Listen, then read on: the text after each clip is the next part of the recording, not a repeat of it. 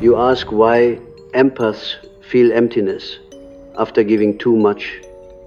And I tell you, this is not a question merely of exhaustion, but of the soul's ancient wound. For in every act of giving, when unbalanced by the center of the self, there is a quiet bleeding of the psyche. The empath feels compelled to pour out, to become the chalice for others. But, like any vessel, if there is no hand to refill it, the emptiness grows into a hollow that echoes with despair. This is not simply fatigue. It is the shadow of self-abandonment, born from unconscious archetypes that demand sacrifice. The one who gives without measure has forgotten that love must flow in a circle, not in a straight line that ends in depletion. When I speak of the empath, I speak not of a modern label, but of an ancient type, the one who carries the wound of the collective. Such a person does not simply listen, they absorb, they carry, they drink in the hidden tears of others. The dream that recurs in such souls is often of water, oceans overflowing, rivers flooding, or perhaps a leaky vessel pouring endlessly into the earth. In analysis, we recognize these as the language of the unconscious, describing what is happening in waking life. The empath who gives too much is symbolically flooding themselves, drowning in waters that were never theirs to hold. And when the waters recede, what remains is emptiness, the dry basin of a soul who has poured its essence into others' hands. There is an archetype hidden beneath this cycle, the archetype of the martyr. The martyr does not consciously seek death, but death of the self becomes its unconscious aim. For only in self-erasure does it feel secure. When a child grows in an environment where love is conditional, where presence is demanded rather than freely given, the psyche learns early that survival is tied to giving. The child discovers, if I meet their needs, if I absorb their pain, I am allowed to exist. Thus, empathy becomes not a gift, but a survival strategy. This archetypal pattern is carried into adulthood, where giving feels sacred, but is secretly enslaved to fear, the fear of abandonment, the fear of invisibility, the fear of being unloved. So when the empath feels emptiness after giving, it is not only because they have poured too much, it is because their unconscious motive for giving was to secure existence itself. And existence secured through self-abandonment always collapses, leaving only hollowness. Consider the image of Christ carrying the cross. In its true mystical form, this is not merely a story of sacrifice, but of individuation. The weight of the cross is the weight of the collective shadow. The empath identifies with this archetype, feeling as though they must carry what others cannot bear. But unlike Christ, who transforms suffering into resurrection, the empath often stops at the carrying, never reaching the moment of inner transfiguration. They shoulder burdens, but do not transmute them, and so the wood of the cross presses into their flesh endlessly until they are crushed. What follows is emptiness, because the energy given did not return as transformation, but dissipated into the void. In my work, I often observed dreams of patients who described being drained by invisible figures. They would see faceless people with open mouths, drawing energy like spirits feeding on light. These dreams were not simply fantasies, they were symbolic representations of what the psyche was experiencing in waking life. For when one gives too much without boundaries, the unconscious creates imagery of vampiric figures because the soul recognizes what the conscious mind denies. Energy is being stolen, not exchanged. Emptiness is the aftermath of such psychic theft, and the empath feels not only drained but violated. Though they often cannot name it, they tell themselves it is kindness, generosity, spirituality. But the deeper truth is that it is unconscious self-sacrifice to archetypal predators. Why then does the empath continue to give when it leads to emptiness? Here we must examine the shadow. The shadow of the empath is pride disguised as humility. To give endlessly is to feel indispensable, to feel needed, to imagine that others cannot survive without you. This is not true compassion. It is inflation. The shadow whispers, without you, they would collapse. And so the empath continues to give, driven by both fear and a secret pride. But the psyche cannot sustain such an imbalance. The self demands wholeness, not one-sided sacrifice. So the unconscious punishes the ego with emptiness, forcing it to confront the illusion of saviorhood. The emptiness is not a failure, it is a message. It is the psyche's way of saying, you are not God, you are not infinite. To live, you must also receive. I tell you now, the emptiness that follows excessive giving is a portal. Most try to fill it quickly, by giving more, by clinging harder, by searching for new souls to save. But the wise empath allows the emptiness to remain, to echo, to act, for in that silence, the deeper wound reveals itself. The emptiness is not truly about others at all. It is about the part of the self that has been exiled. The inner child who learned that love must be earned is the true inhabitant of this hollow, and until the empath turns toward this forgotten self, the cycle will continue, the world will drink from them, and they will be left thirsty, until they remember that they too are worthy of drinking. Let us take an example. A woman comes to analysis, exhausted, telling me she cannot understand why she feels so alone. She is loved by many, admired for her kindness, sought out as a confidant, and yet each night she lies in bed with a heavy chest, feeling like an empty shell. In her dreams, she sees herself feeding a crowd with her own body, tearing off pieces of her flesh and handing it to strangers. They eat with gratitude, but she grows thinner and paler until she disappears. This is the perfect image of the empath's wound. She has confused nourishment with self-erasure.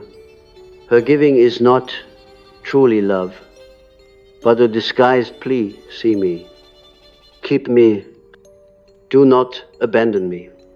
And when this plea is not fulfilled, emptiness rushes in to heal. She must learn that the self does not demand her disappearance, but her presence. She must sit with her own hunger, her own desire, her own shadow, until she can say, I too deserve to be fed. When we speak of archetypes, we must remember that they are not simply patterns of behavior, but living psychic forces. The empath embodies the archetype of the healer, but every archetype has its shadow. The healer becomes the wounded healer when he forgets that his power comes from tending his own wound. not ignoring it. The emptiness after giving is the shadow's reminder. You too are wounded. Do not pretend otherwise. If you give while neglecting this wound, your giving is poisoned, for it carries the unconscious demand that others heal you in return. And when they do not, the wound bleeds again, leaving you hollow. The task is to enter the wound consciously, to recognize that your gift comes not from being whole already, but from embracing your brokenness. Only then does giving become authentic, a circulation of energy rather than a slow death. In alchemy, there is a stage called nigredo, the blackening. It is the moment of decay, when all that is false is burned away, leaving only ash. The empath's emptiness is a form of nigredo. It feels like death, like nothingness, like the absence of light, but in truth, it is the beginning of transformation. Out of this emptiness can arise the possibility of new life, if one dares not to escape it. The danger lies in rushing to fill the void with more sacrifice, more martyrdom, more illusions of love. If the empath can remain in the emptiness, allowing it to dissolve the false self, then the next alchemical stage emerges, albedo, the whitening, the dawning of a new consciousness that recognizes balance, reciprocity, and self-worth. Giving then becomes luminous, because it flows from wholeness rather than fear. I tell you, the most dangerous lie the empath believes is that their worth is tied to their usefulness. This is the chain that binds them to emptiness. When you give because you believe you must earn your right to exist, your giving is a transaction, not love. True love requires freedom, and freedom arises only when you recognize that you are already worthy without doing anything. The self does not demand sacrifice, it demands authenticity. It does not say, pour yourself out until nothing remains. It says, stand as you are, a whole, broken, luminous, shadowless, and let your presence itself be the gift. Then, when you give, you will not be emptied, for you will be connected to the infinite wellspring of the self. That wellspring cannot run dry, because it is not dependent on others' approval. It flows from the eternal depths of the psyche, where the divine archetype of wholeness resides. So when you feel emptiness, after giving too much, do not curse the emptiness. Do not rush to escape it. Sit with it, as one sits with a dream that disturbs the soul. Ask it, what are you teaching me? Listen, for it will speak. It will tell you of your childhood wound, of the shadow you have denied, of the archetype you have mistaken. And if you have the courage to face these truths, the emptiness will transform. It will cease to be a void and become a womb, a place where the true self can be born. Only then will your giving be free. For it will not be an act of desperation, but of abundance. You will give not to secure love, but because you are love itself, overflowing. The question remains, why is it that those who feel the deepest, those who open their hearts widest, are the very ones who suffer the most from this hollowing after giving? to understand this, we must descend further into the architecture of the psyche, where archetypes weave their silent threads. The empath does not give simply out of conscious choice, but because they are compelled by the patterns etched in their unconscious when the child grows, attuned to the mother's sorrow, to the father's silence, to the instability of the environment. A psychic adaptation takes place. The child becomes sensitive, hyper-aware, almost clairvoyant. This sensitivity is not born of luxury, but of necessity. It is an instinctual defense, a way of predicting the storms in order to survive them. Thus, what is later called empathy was once vigilance. What is celebrated as kindness was once strategy, and when the adult gives too much, they are not choosing freely, they are obeying an old command written into the marrow of their being. You see, the unconscious does not forget. The inner child still trembles, still believes that love is earned through self-erasure. And so, the empath moves through life with a secret covenant. I will absorb your pain if you promise not to leave me. But the tragedy is that this covenant is never spoken, and so it is never fulfilled. The others take as people do, but they do not return what the empath unconsciously seeks: safety, unconditional acceptance, the mother's gaze that says, you are enough. And when this is not returned, the empath collapses into emptiness, because the old wound has been reopened. Each act of giving without reciprocity is not simply exhaustion, it is a reenactment of abandonment. The hollow chest is not just tiredness, it is the cry of the child who once gave everything and still remained unseen. Now we must speak of the shadow's revenge.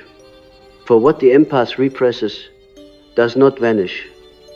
It festers: the rage at being unseen, the hunger for recognition, the desire to take instead of give. These are buried in the unconscious, hidden beneath the persona of the kind one. But the shadow always returns.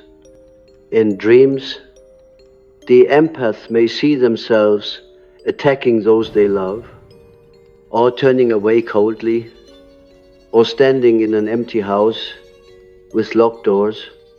These are not mere fantasies. They are warnings. The psyche is attempting to balance itself, to reveal the hidden truth that beneath the mask of endless giving lies a soul starving for reciprocity. If this shadow is not faced, it erupts. The empath may one day lash out, cut ties suddenly, or retreat into bitterness. And then they wonder, how could I, who loved so deeply, now feel so hateful? The answer is simple: the hate was always there, in the shadow, waiting for acknowledgement. Only by integrating it can the empaths free themselves from the cycle of emptiness. We must now consider the archetype of the vampire, for it appears often in the psychic life of the empath. In folklore, the vampire is a creature who feeds on the blood of others to sustain its own immortality. Psychologically, the vampire symbolizes the unconscious fear of being drained and the hidden resentment of draining oneself. Many empaths dream of vampires or sense themselves surrounded by those who take too much. But what is often missed is that the vampire also represents the empath's shadow, an unacknowledged desire to feed, to take, to demand. The emptiness they feel after giving is mirrored by suppressed hunger to be filled. If this hunger is denied, the psyche externalizes it as a fear of being preyed upon. Thus, the empath lives in a paradox, fearing the vampire outside while ignoring the vampire within. Only when they admit their own desire to be nourished, to demand, to claim, can they dissolve this archetypal haunting. There is another image worth contemplating, the cup. In many mystical traditions, the soul is depicted as a vessel. To give is to pour out, to love is to overflow. But the cup must first be filled. The empath who gives without receiving is like a cup with a crack at the bottom. No matter how much is poured in, it leaks away. Emptiness is inevitable. The task then is not to pour faster, but to mend the cup. And how does one mend it? By turning inward, by facing the shadow, by listening to the abandoned child within. The cup is repaired when one recognizes that self-love is not selfishness, but necessity. Until then, every act of giving is merely a slow drain into the abyss. I tell you, dreams are the great teachers in this matter. A man once told me of a recurring dream. He stands in a vast banquet hall, surrounded by people he knows and strangers alike. He serves them food tirelessly, rushing from table to table, filling their plates, refilling their cups. But when he finally sits to eat, he finds his own plate is empty, his cup dry. The others do not notice. They continue laughing, feasting, while he starves. This is the psychic drama of the empath played out in symbolic form. The unconscious is showing him what his ego refuses to see, that his giving leaves him famished because he has not claimed his own place at the table. His healing began not when he stopped serving, but when he allowed himself to eat, to take his portion, to drink deeply, without guilt. That was the moment the emptiness began to dissolve. What then is the path forward? It is not to cease giving, for that would be to deny the archetype entirely. The gift of the empath is real, and the world needs it, but it must be balanced with the recognition that to give authentically, one must also receive. Reciprocity is the law of psychic life.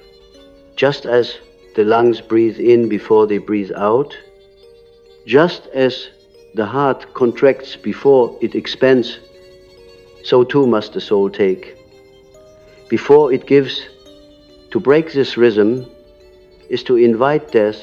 Emptiness after giving is the soul's alarm, its cry that the rhythm has been broken. To heal, the empath must learn to inhale, to say yes to receiving, to claim space, to embrace nourishment without shame. Only then can the exhale of giving become sustainable. We must also speak of projection, for it plays a central role. The empath often projects their own abandoned needs onto others. They see a friend in pain and feel compelled to heal them.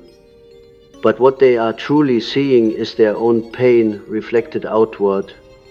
They pour themselves into others because they cannot yet pour into themselves. And so the emptiness after giving is the recoil of projection when the other fails to fulfill the unconscious need.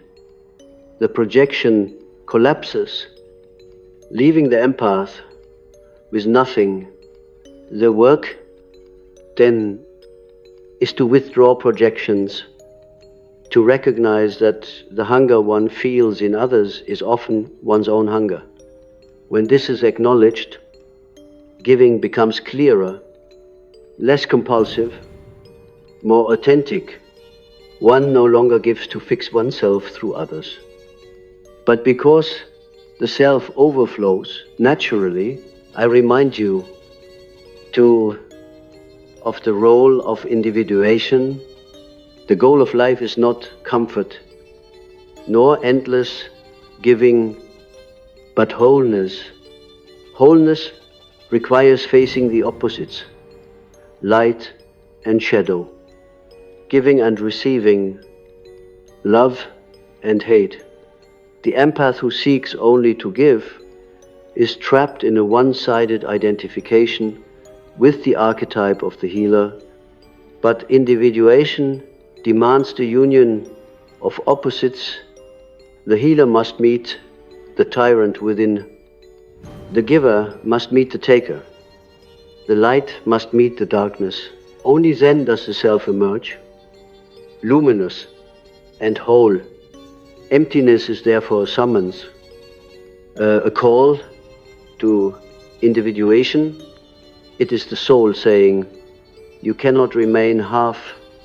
You must claim your fullness, even the parts you fear, or else you will always collapse after giving. Let us imagine the empath's journey as a descent into the underworld.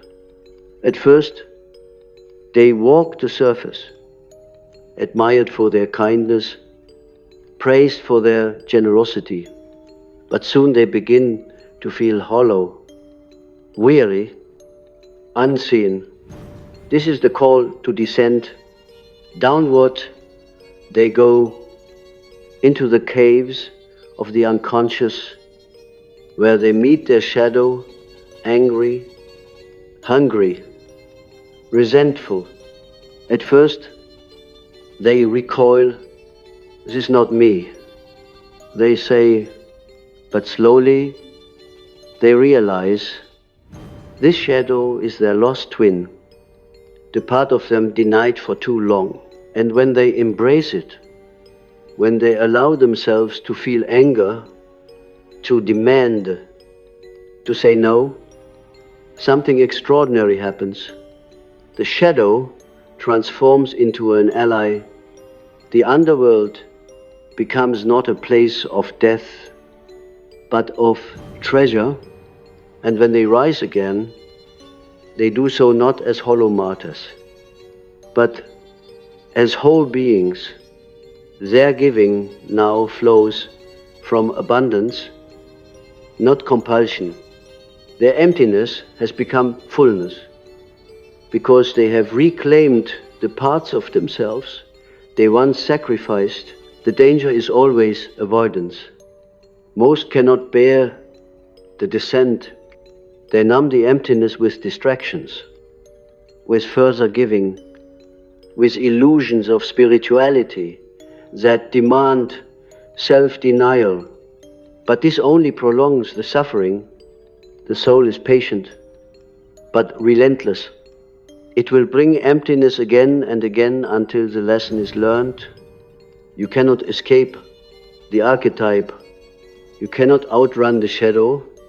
You can only face it, integrate it, and allow it to transform you. And this is the true gift of the empath.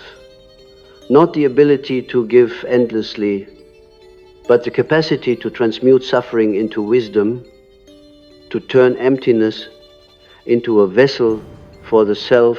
I say this to you now. Your emptiness is not a curse. It is an initiation.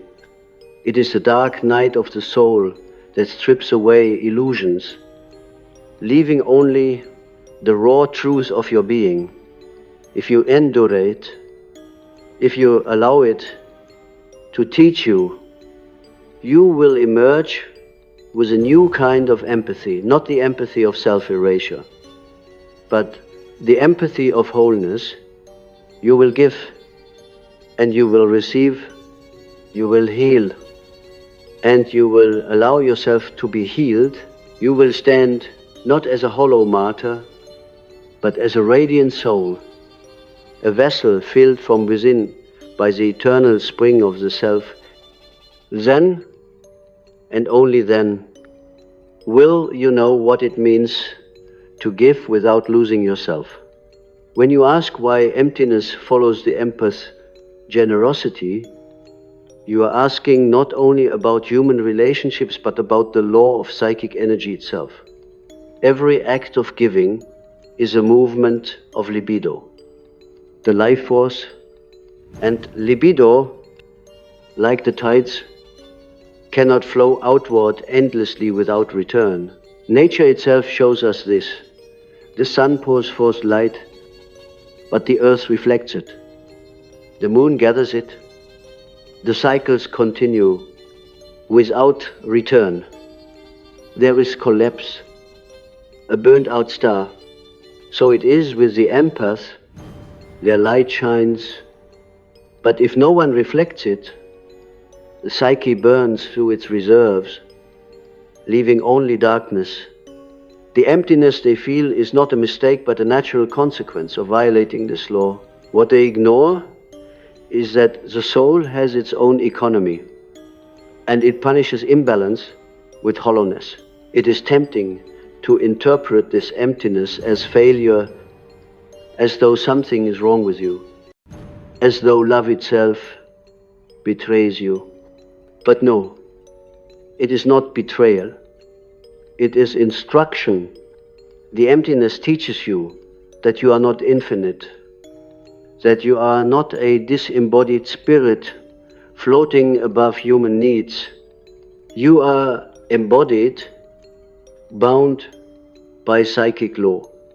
And psychic law demands rhythm, demands that giving be balanced with receiving, demands that compassion be balanced with boundaries. The emptiness after giving is therefore not a punishment but a teacher. It is the voice of the self whispering, "Come back to center. You have gone too far outward. Return inward now." We cannot escape the role of archetypes here. The empath, in their unawakened state, is often trapped in the archetype of the saint. The saint gives endlessly, renounces self, offers body and soul as a sacrifice for others. It is a noble image, but dangereux, for the saint archetype, when inflated, become destructive. A saint who forgets their humanity becomes a ghost, a hollow figure, drained of life. This is why so many who give excessively feel lifeless. They have unconsciously fused with the archetype of sainthood. And archetypes, when lived one-sidedly, devour the ego. The path of individuation requires not that you reject the saint, but that you balance it with its opposite, the sovereign, the one who knows their worth, who demands respect, who claims their space. To embody both saint and sovereign is to be whole. To embody only the saint is to bleed yourself into emptiness. Let me tell you of another patient. He was admired by all, known for his generosity, the one everyone turned to for help. Yet he came to me hollow, unable to sleep, filled with despair. He dreamed of a house with many windows, all open, the wind rushing through so violently that it tore apart the furniture, ripped the curtains, shattered the glass. He tried to close the windows but found no doors, no walls strong enough to protect him. This dream revealed his condition perfectly. The windows symbolized his openness, his unguarded nature, and the destructive wind was the psychic energy of others rushing in. His house, his inner self, had no boundaries. His giving was not generosity, but self-annihilation. For he had left himself defenseless. His emptiness was the ruin left behind by this storm. Healing began only when he learned to close some windows, to build walls, to let the wind enter only where he chose. For an open house is beautiful, but a house without walls is uninhabitable.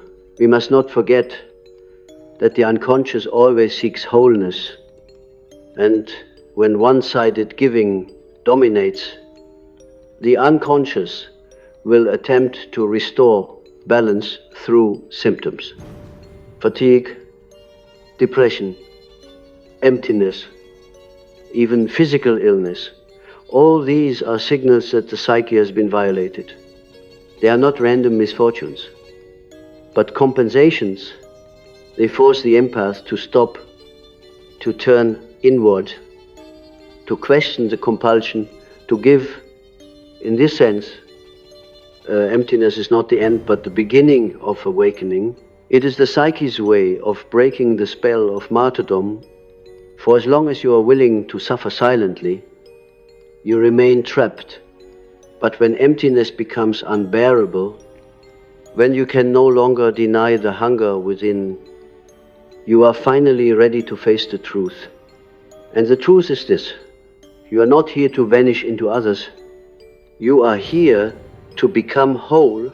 Now we come to the deeper mystical dimension. In alchemy, the vessel must be sealed before transformation can occur. If it is open, the substance escapes. The work fails.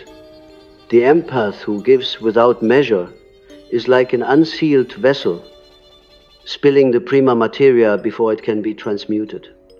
Their energy, their essence, leaks away into the world, leaving them empty. But if they learn to seal the vessel, to hold energy within, to endure the pressure of their own desire, to face their inner chaos, then transformation becomes possible.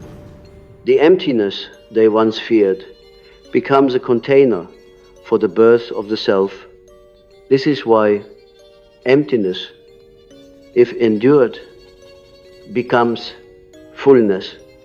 It is not a void to be avoided, but a sacred womb where the old self dissolves and the new is conceived. Dreams often depict this process symbolically. I recall a woman who dreamed she carried a cracked jug of water. No matter how much she filled it, the water spilled onto the ground. At first, she interpreted this as despair. She could never hold anything for herself.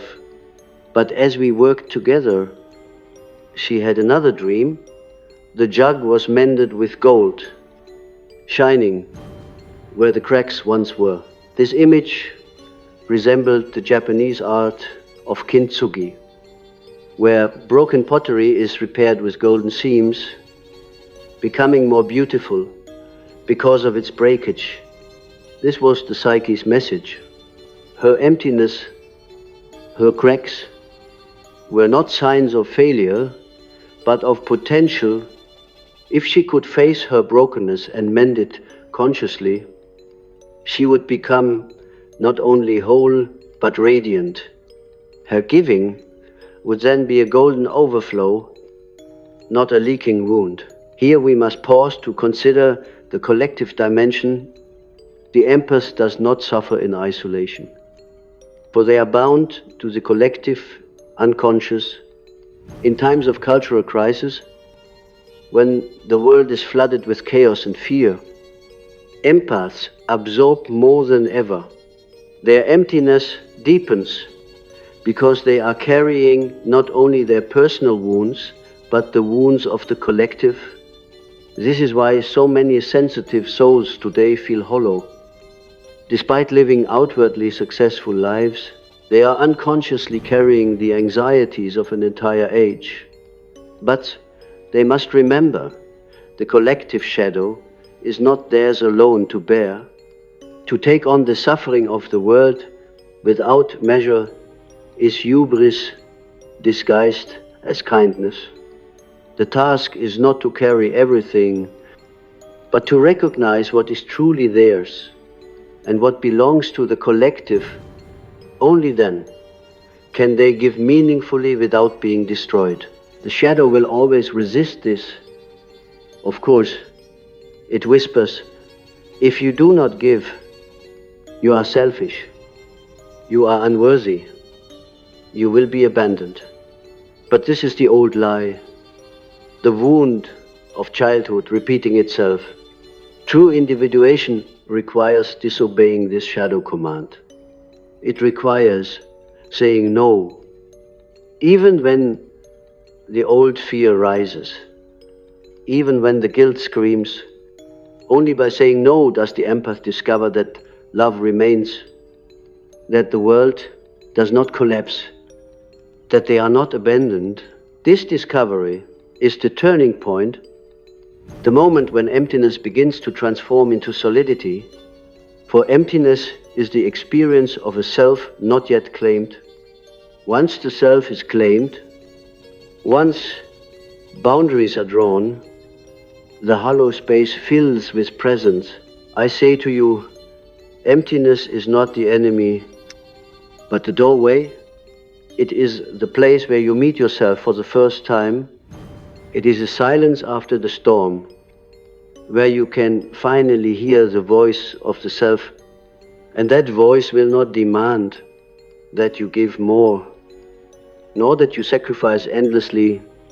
It will tell you that you are already whole, that your worth does not depend on your usefulness, that you can stand in the center of your being without pouring yourself away. From that center, you will give more freely than ever before, because you will no longer give to survive, you will give to express.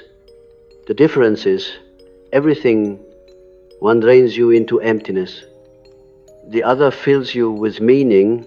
So the empath's task is not to stop giving, but to awaken to why they give, to discern the hidden motives beneath their kindness, to expose the unconscious bargains they have made.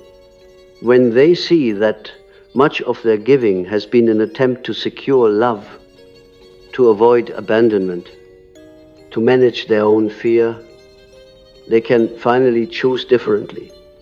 They can begin to give not from compulsion, but from freedom. And in that freedom, giving becomes a joy, not a burden. The emptiness disappears. For each act of love is now rooted in authenticity, not in self-erasure. I leave you with this. Imagine your soul as a garden. If you give away every flower, every fruit, without tending the soil, soon the garden withers, the ground lies barren, emptiness reigns. But if you water it, nourish it, let the sun warm it, then it overflows with abundance. You give not because you must, but because you cannot help it. The garden spills over with life. This is the true destiny of the empath, not to be an empty vessel, but to be a living garden, rooted in the self, overflowing with beauty. The emptiness after giving is the warning that you have neglected your soil. Tend it, and you will never be empty again. You must understand, the journey of the empath is not a path of erasure.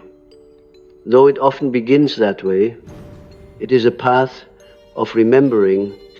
To feel deeply is not a curse, but a gift, provided it is guided by consciousness. Without consciousness, empathy becomes compulsion, and compulsion leads to emptiness. With consciousness, empathy becomes transformation, and transformation leads to wholeness. Thus, The hollow after giving too much is not the end of the story, but the beginning of awakening. It is the psyche's alarm bell urging you to turn inward, to question, to reclaim what has been lost.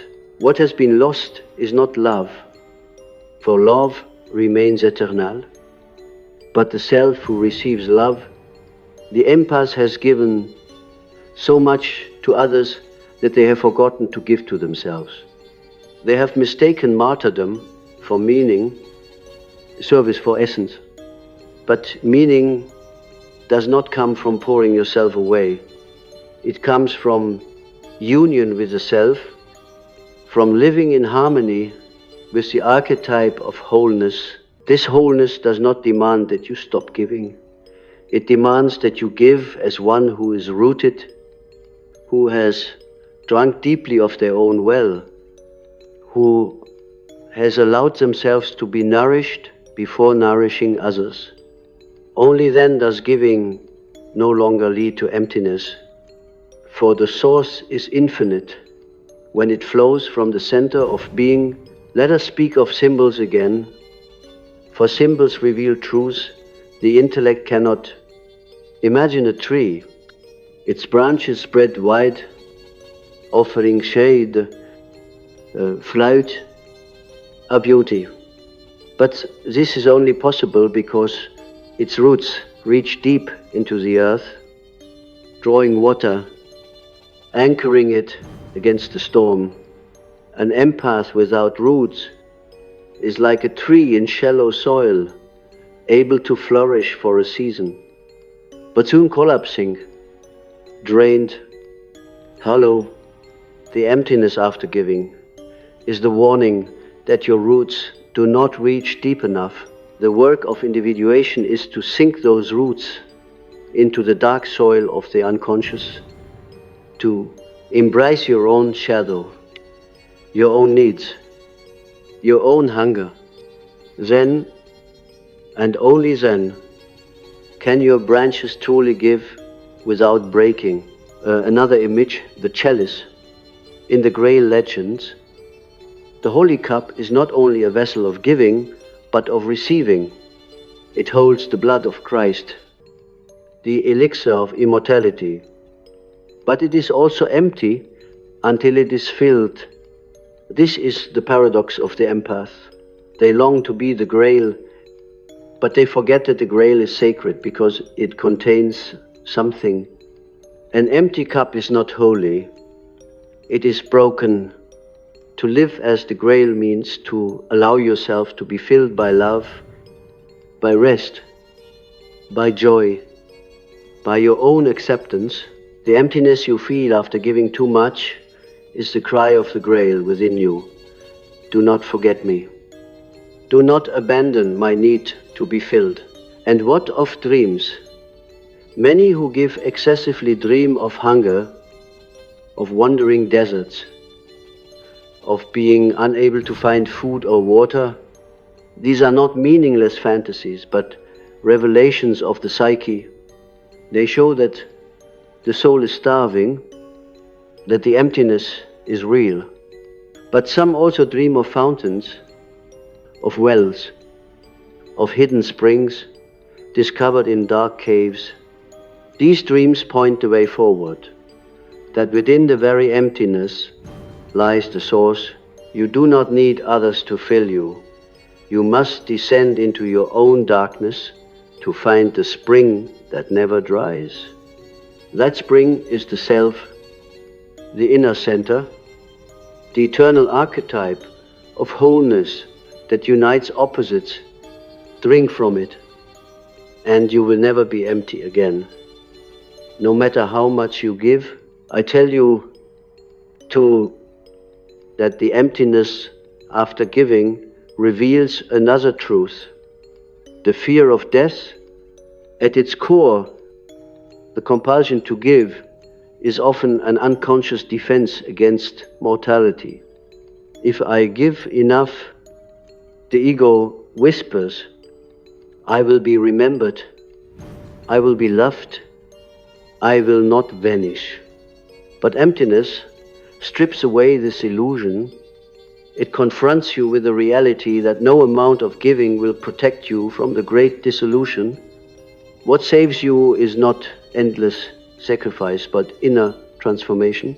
Individuation is a path by which death is no longer an enemy, but a companion. No longer emptiness, but fullness. For the one who has touched the self knows that life and death are one, that giving and receiving are one, that emptiness itself is the womb of eternity. Consider this: those who fear emptiness most are often the ones closest to discovering fullness. For emptiness is the threshold, the place where the old identity dies. The empath who feels hollow after giving is standing at the edge of transformation. If they resist, they collapse into despair, repeating the cycle endlessly. But if they surrender, if they allow themselves to feel the void, fully they discover that the void is not absence, but presence in disguise. It is the silence before the music begins, the darkness before dawn. From it arises not the annihilation of self, but the birth of a deeper self, one that gives not compulsively but freely, not out of fear but out of love. In every myth, the hero must descend before they rise. Orpheus into the underworld, Inanna into the great below, Christ into the tomb. The empath must descend into emptiness, into shadow, into the pain of their own forgotten needs. Only by passing through this initiation can they ascend into wholeness. The emptiness is the tomb, but also the womb. It is the place where the false self dies and the true self is born. The empath who endures this descent becomes more than a healer. They become a vessel of transformation, one who embodies the eternal law of reciprocity. Their giving becomes radiant because it flows not from depletion but from the inexhaustible well of the self. And what of love? So many empaths give because they long for love. They imagine that if they pour enough, someone will pour back. But true love does not arise from need. It arises from presence. To be loved, you must first be. The emptiness you feel is the absence of your own being, the loss of yourself in others. Reclaim yourself.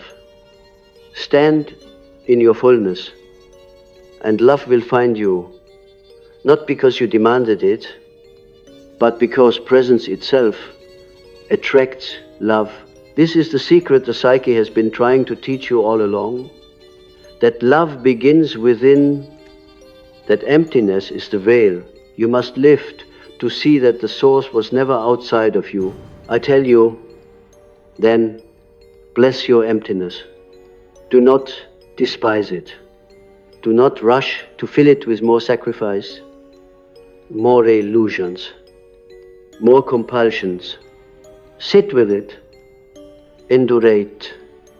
Listen to it, for it is your greatest teacher. It will strip you bare, yes, but only so that you may discover the eternal within. It will tear away false identities, yes, but only so that you may stand in truth. It will feel like death, yes, but only because birth is near. And when you emerge from this initiation, you will know a giving that does not wound, a love that does not deplete, a life that does not collapse into hollowness. You will be whole, and from that wholeness, everything you give will return to you 1,000-fold. So why do empaths feel emptiness after giving too much? Because they have forgotten themselves, because they have mistaken martyrdom for love, compulsion for compassion, survival, for meaning, because they have lived in the archetype shadow rather than its light. But this emptiness is not their end, it is their call.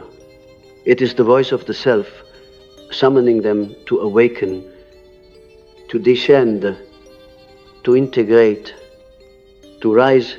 And if they answer that call, they will discover that the emptiness was never emptiness at all, but the doorway to the fullness of being. I leave you with this vision.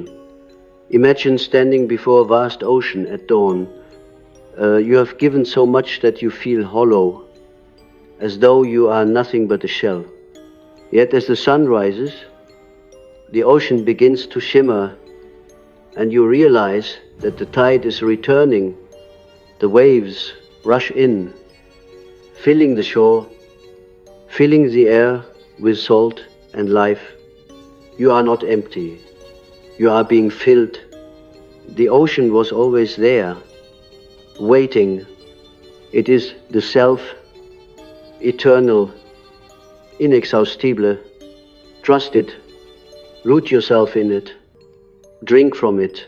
And then give, not to survive. But because you are already full, then your empathy will no longer be a wound but a blessing, no longer a hollow but a fountain. And the world will drink from you, and you will never run dry.